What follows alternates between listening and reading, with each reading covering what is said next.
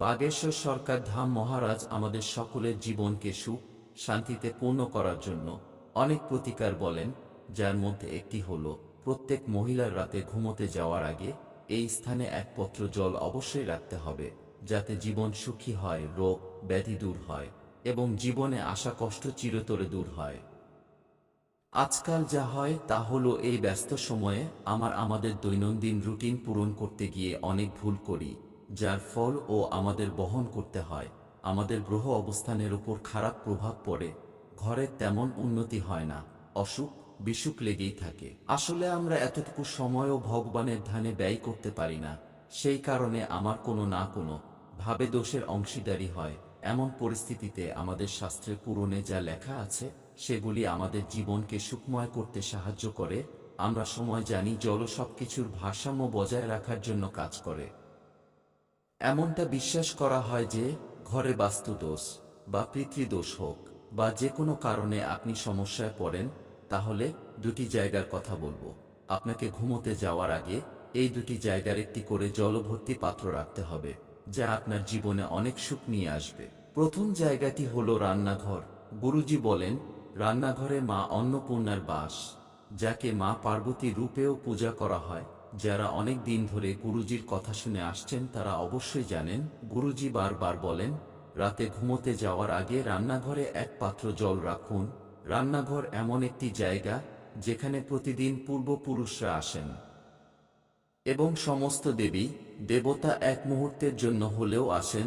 তাই মন্দিরের পরে রান্নাঘর সবচেয়ে পবিত্র বলে মনে করা হয়। তাই যখনই আপনি ভোজন তৈরি করবেন, সুন্দর মনে ভালোবাসার সাথে তৈরি করুন। এমনটা মনে করুন যেন ভগবানের জন্য ভোগ তৈরি করছেন। বলা হয় যে মন দিয়ে ভোজন তৈরি করবেন, সেই ভোজন গ্রহণ করা ব্যক্তির মনও সেভাবে থাকবে। ক্রোধ ও খিটখিটে ভাবনা নিয়ে রান্না করলে ভোজন গ্রহণ করা ব্যক্তির শরীরেও সেই প্রভাব পড়ে।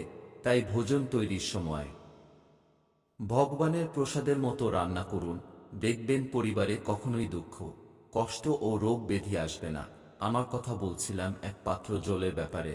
সবসময় ঘুমোতে যাওয়ার আগে রান্নাঘর পরিষ্কার করতে হবে। তারপর আপনার কাছে যেমন পাত্র থাকে, সে ছোট বালতি হোক বা ঘটি বা যে কোনো পাত্র, তাতে শুদ্ধ জল ভর্তি করতে হবে। তারপর তাতে ঢাকনা দিতে হবে এবং রান্নাঘরে রেখে দিতে হবে। সকালে ঘুম থেকে উঠে এই জল ঘরের প্রধান দরজায় ছিটিয়ে দিতে হবে। রান্নাঘর ছাড়াও গুরুজি আমাদের সবাইকে আরও এক জায়গায় জল ভর্তি পাত্র রাখতে বলেছেন, সেটি হলো ঘরের মন্দিরে। ঘরের মন্দিরে বছরের পর বছর ধরে দেবী দেবতারা সেখানে এসে বাস করছেন। দেবদেবী তাদের রূপে আমাদের আশীর্বাদ করেন। আপনাকে প্রতিদিন সকালে পুজো করার পর একটি ছোট পাত্রে জল ভরে রাখতে হবে। মন্দির যদি বড় হয় তবে বড় কলসি রাখতে পারেন, না হলে ছোট কলস হলেও হবে, ঘটি হলেও হবে। এমনকি একটি জল ভর্তি করে রাখতে পারেন। আপনি চাইলে কলসির ভিতরে তুলসী পাতা রাখতে পারেন, এটি শ্রেষ্ঠ বলে মনে করা হয়। এভাবে সারাদিন রেখে দিতে হবে।